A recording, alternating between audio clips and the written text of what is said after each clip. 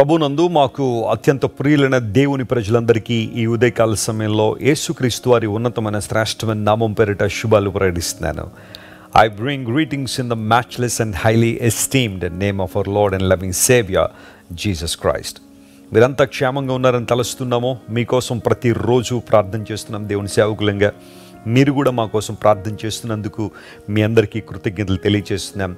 దేవుడు చాలా బలమైన కార్యాలు ఈ పరిచర్య ద్వారా జరిగిస్తున్నారు. సువార్త సభలు నిర్వహించబడుతున్నాయి. దేవుని సత్య సువార్త అనేక మంది వింటున్నారు. సంఘ స్థాపనలో మనం ముందు కొనసాగుతున్నాం. ఫౌండేషన్ ద్వారా దేవుడు ఎన్నో కార్యక్రమాలు జరిగిస్తూ అనేక మంది యొక్క ప్రార్థనల వలన ఈ పరిచర్య ముందు కొనసాగుతుందని చెప్పడం నేను చాలా సంతోషిస్తున్నాను. అంతమాత్రం కాకుండా ప్రతిరోజు కూడా దేవుని వాక్యాన్ని మనందరం వినడానికి పరిశుద్ధాత్మ దేవుడు తన స్వరాన్ని వినిపింపజేస్తున్నారు. ప్రతి ఉదయాన్నే లేచిన తర్వాత మనం ప్రార్థన చేసుకుని దేవుని వాక్యాన్ని చదువుకున్న తర్వాత పరిశుద్ధ లేఖనాల నుంచి ఒక వాగ్దానాన్ని మనం ధ్యానం చేయడం వలన ఆ రోజంతటికి కావలసిన స్ఫూర్తిని, ప్రేరణ మనం పొందుకుంటూ ఉన్నాం. బైబిల్లో ఎన్నో వాగ్దానాలు నిక్షిప్తమై ఉన్నాయి. వాటిని మనం వెలికి తీయగలిగితే, దేవుని యొక్క సామర్థ్యాన్ని మనం అర్థం చేసుకోగలిగితే ఖచ్చితంగా మన జీవితాల్లో మహిమాన్వితమైన కార్యాలను మనం చూడగలం. ఈరోజు వాగ్దాన సందేశంగా కీర్తనల గ్రంథం 95వ కీర్తన 6వ వచనాన్ని మనం చదువుకుందాం. If you have Bible please turn with me to Psalm 95 and verse 6.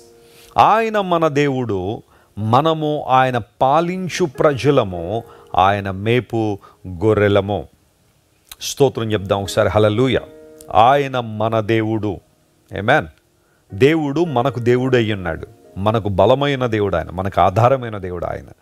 అంతమాత్రం కాకుండా మనము ఆయన పాలించే ప్రజలము. దేవుని పాలనలో, ఆయన నియంత్రణలో ఉన్న ప్రజలము. ఒకప్పుడు మనం దేవునికి మనలను సమర్పించుకున్న వారం కాదు కదా. లోకంలో బ్రతికిన వారం, దేవునికి దూరంగా జీవించిన మనం.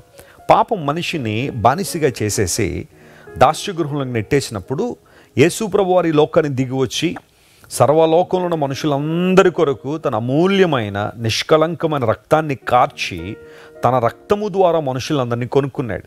ఎవరైతే విశ్వాసంతో ప్రభు దగ్గరికి వచ్చేస్తున్నారో వారందరినీ దేవుడు విమోచించి తన రక్తాన్ని పోసి కడిగి వారిని తన బిడ్డలుగా దేవుడు అంగీకరిస్తున్నాడు.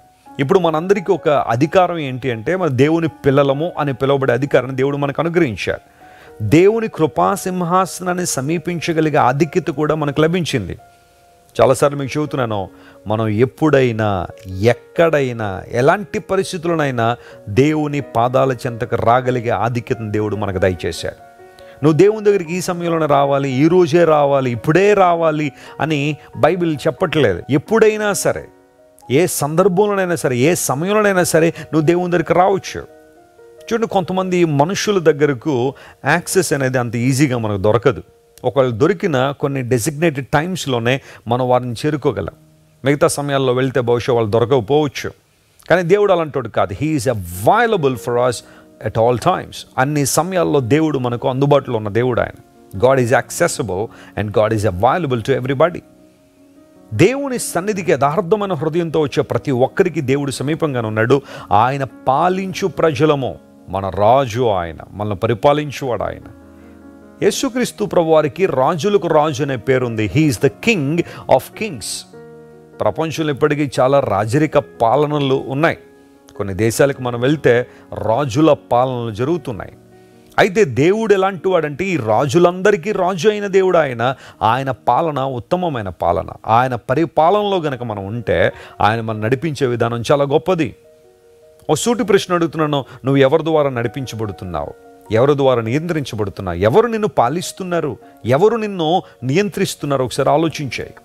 చాలా సందర్భాల్లో మన జీవితాల్లో పాపము చేతిలో, అపవాది చేతుల్లో కీలుబొమ్మలుగా మారిపోవడం వల్ల దేవునికి దూరం అయిపోయి దేవుని చిత్తాన్ని నెరవేర్చలేకపోతున్నాం.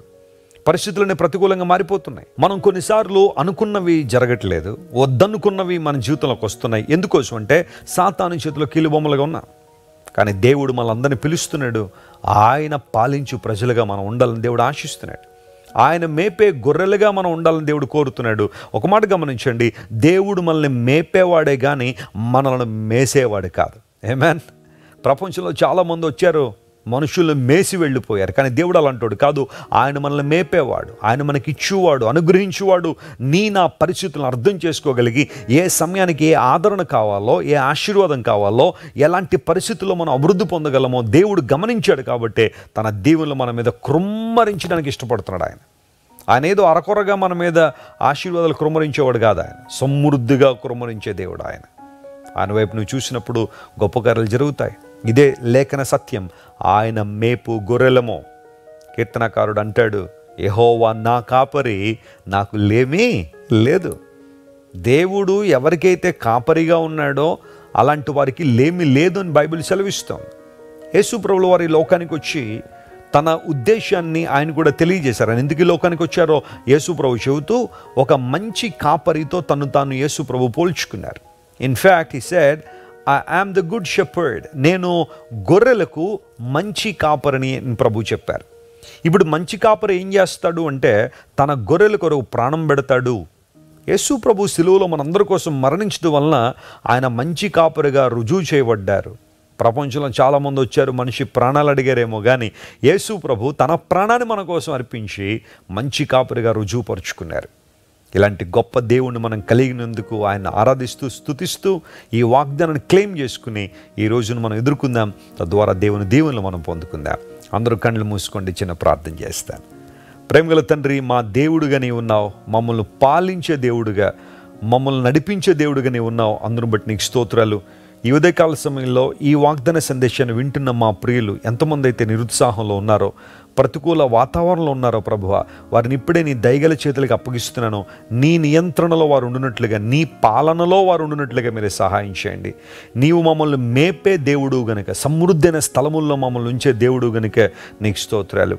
ఎవరైతే తమ దేహంలో ఉన్న రోగాలను బట్టి కృంగిపోయిన పరిస్థితులు ఉన్నారో లేవనెత్తండి ప్రభువా. మానసికంగా దౌర్బల్యాన్ని అనుభవిస్తున్న మా ప్రియులను లేవనెత్తి నీ మహిమ కొరకు వాడుకోనండి నాయన. ఆత్మీయ పోరాటంలో అలసిపోతూ ఇక ముందుకు వెళ్ళలేనేమో అని అనుకుంటున్న వారిని నీ బలము చేత తాకి ప్రభువా, నీవు వారిని నడిపించి నీ మహిమ కొరకు సిద్ధపరచుమని కోరుకుంటూ యేసుక్రీస్తు వారి శ్రేష్టమైన నామం పేరిట అడిగి వేడుకొనిచున్నాం తండ్రి.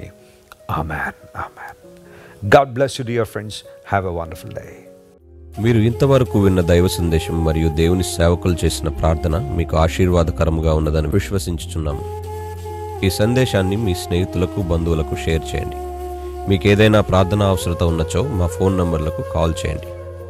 దేవుడు మిమ్మల్ని ప్రేరేపిస్తే విశ్వాసంతో సాగుచున్న ఈ పరిచర్యను ప్రోత్సహించండి. మరిన్ని వర్తమానాలు, పాటలు వినుటకు జాన్ వెస్లీ మినిస్ట్రీస్ అను మా యూట్యూబ్ ఛానల్ను సబ్స్క్రైబ్ చేసుకొనండి. ప్రభువైన యేసుక్రీస్తు కృప మీకు తోడైండును గాక.